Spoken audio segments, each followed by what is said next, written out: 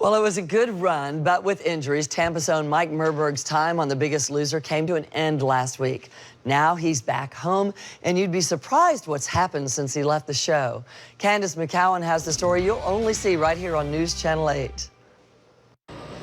Mike Merberg left the show last week, but in reality, he's been back in the Bay Area for more than 2 months. And hiding out hasn't been hard to do since he's made an incredible transformation.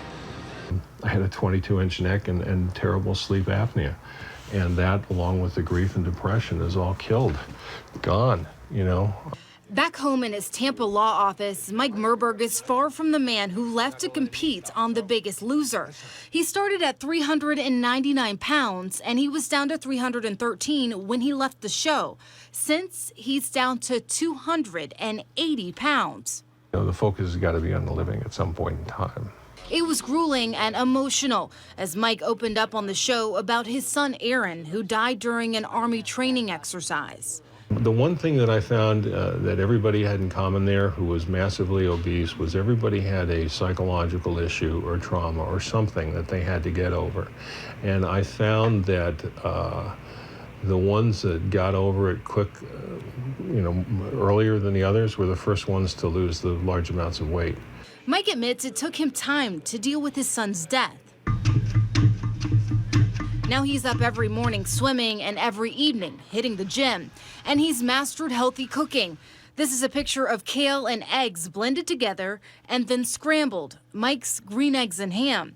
Through the sweat and injuries, Mike is walking away a changed man. That was the toughest part about coming to the cemetery, was making that realization for the first time that my son had posthumously saved my life. You know, I might not be the biggest loser, but I certainly am the biggest winner this year. I love you, son. In Tampa, Candace McCowan, News Channel 8.